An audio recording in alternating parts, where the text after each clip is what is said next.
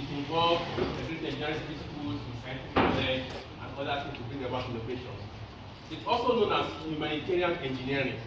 That is, it is actually developing solutions to meet human needs, human problems.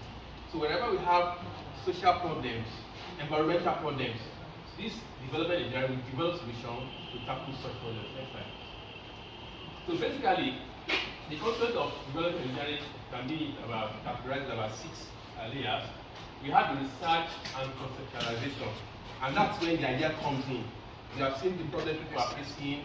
We are seeing it can either come from people, it can come from researchers due to observation, and they're able to come up with the concept that, okay, can we solve this problem? And that's why they need to gather data, look at feasibility studies, and many other things like that. Then it goes into design and prototyping. Now in design, so that's why when you do the design and you go into prototyping, so you can, from your prototyping, you can do some mathematical models to, you go around, look at your design, look at get the outcome. From the outcome, it's a feedback system. So from your design and prototyping, and that's why the prototyping is very, very important. It can be by modeling or by making. It can also be by simulation. A lot of ways that you can do that. Then it goes into testing and validation. Now this testing and validation, we not say, okay, we have designed this system.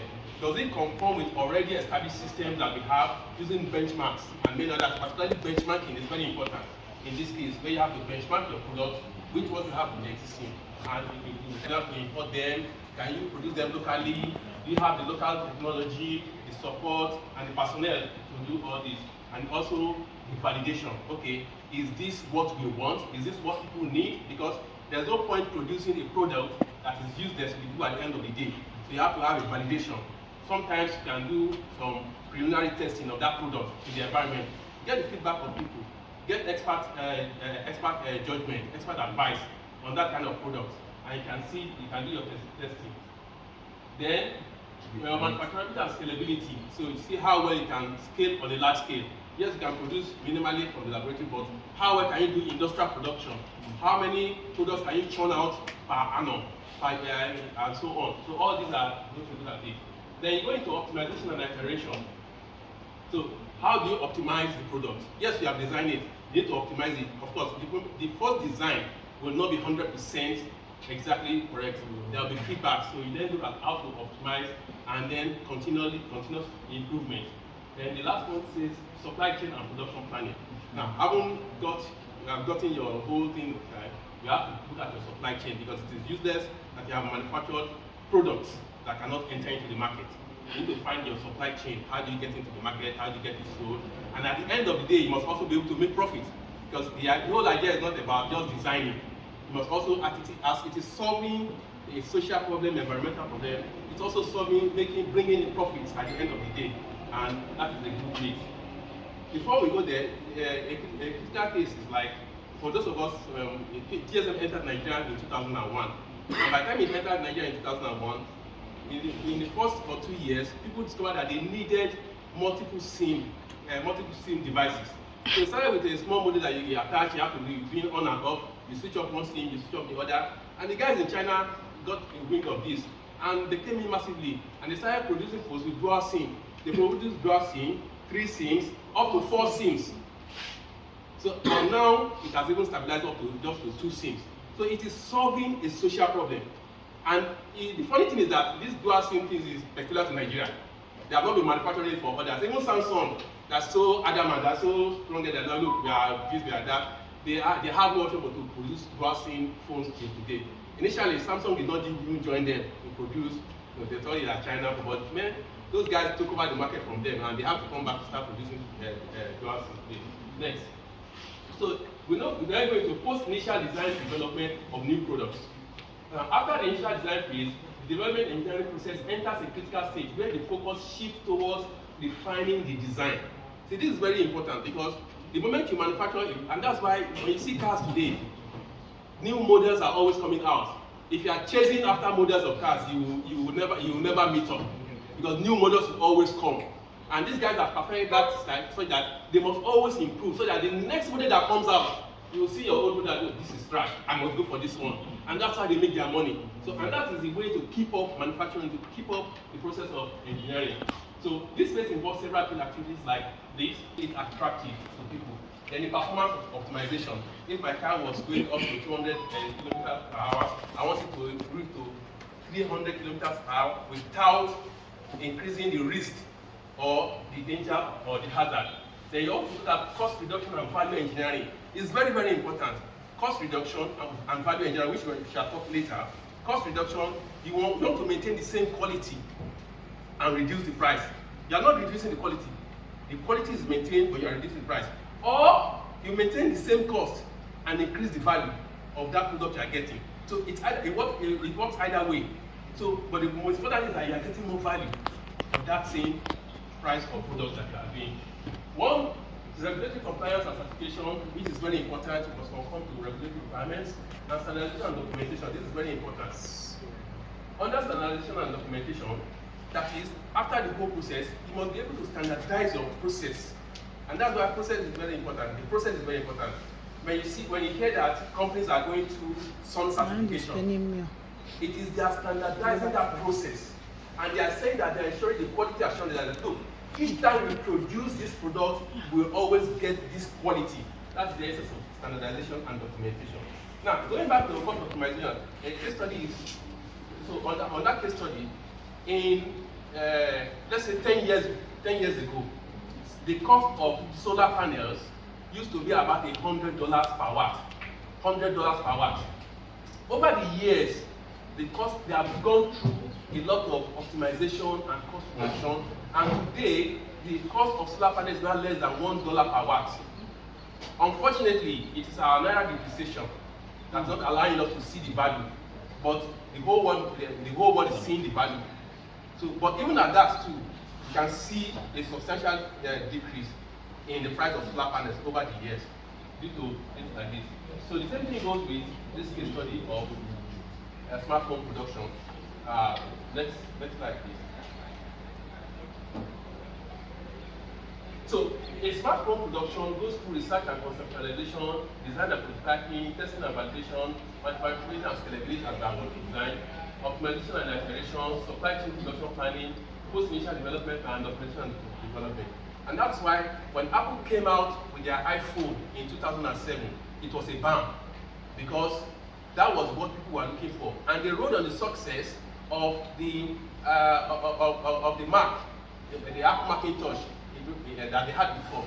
And it is interesting to note that the Windows 95 or the Windows interface that we are seeing today, that's very popular, took its roots from that Mac and took its interface from that Mac. So, and that's why Apple always goes for what is unique. And that's why today people talk about iPhone as being one of the best phones that you can have.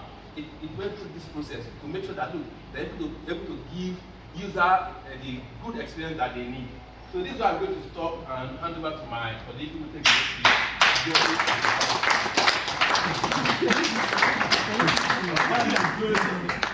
Prince, you are next. Okay, let's talk about value engineering.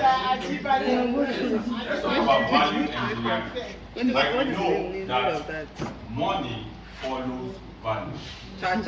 Money follows value. So value engineering refers to the systematic method of improving the value of a product, a service, or a system while simultaneously reducing costs.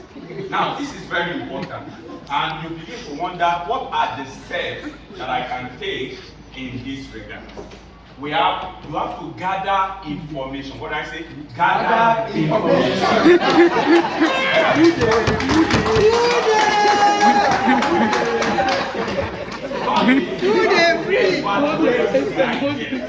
Number 4, you have to develop and analyze. I believe we are engineering people and we've had a lot of things about it. Present your discoveries, and finally you have to implement changes. Let's have the next one.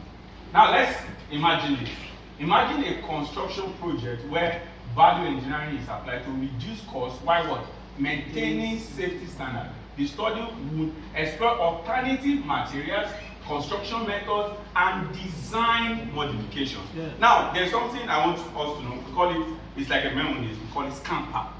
Now, when you are thinking of new things, how to add value to products or services, as the case may be, we call it scamper. What does the S mean? The S means to substitute.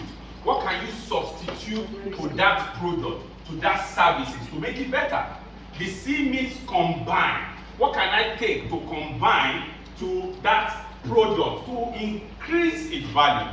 The other one is A, which is adapt. What can I adapt to the product, adapt to my services to make it wow? Because the essence of what we are doing is you want to give your client a wow experience. Now, the other one is N, which is to what? Which is to modify. You have to modify. What can I do? How can I modify this product? The other one is P, which is put to other use. It's not a scrap. You think it's a scrap, but it can be put into what? Another use. The E is to eliminate. What can we take away from this? Let's take away this to optimize this product. And the final one, which Dr. Joyene has talked extensively about, is reverse. Reverse what? Engineering. We had her extensively talking about innovations and technologies that have come as a result of what? Reverse engineering. Okay.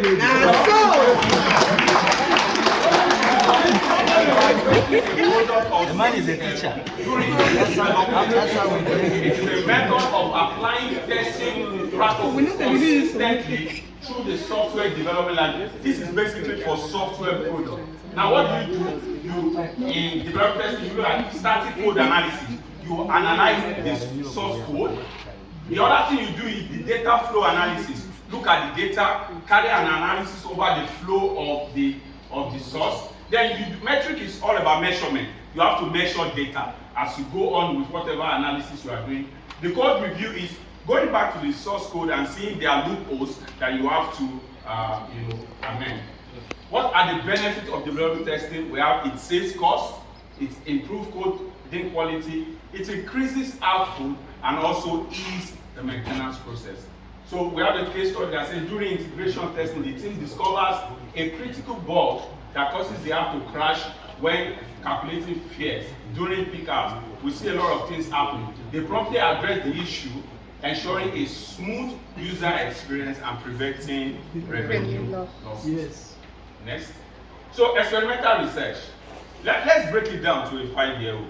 What is experimental research? It's like you want to know whether, maybe you have a twin and you want to know whether eating vegetable is healthy. So you have Thai, you have Kehinde. So a measure of the vegetable. You give Kehinde another measure which is not like Thai. Then you begin to study them.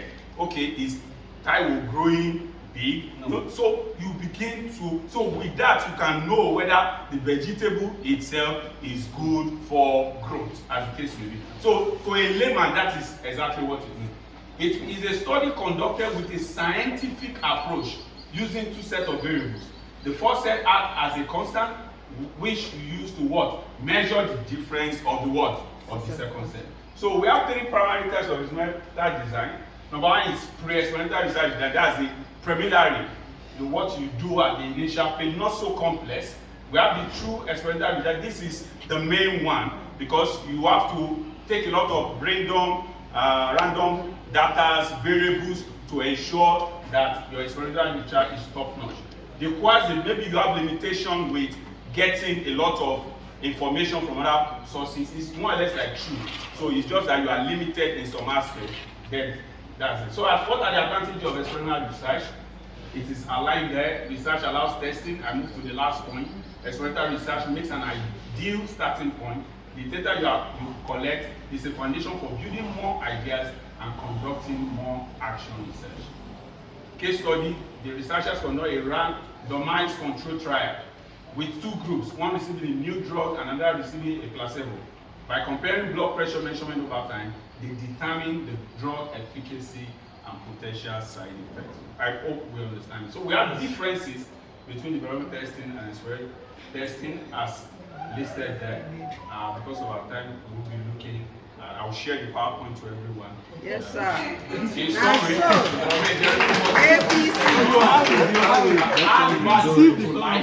why value engineering focuses on optimizing value of product or service. The case studies provided gives us valuable insight into the topic we have mentioned. Thank you so much.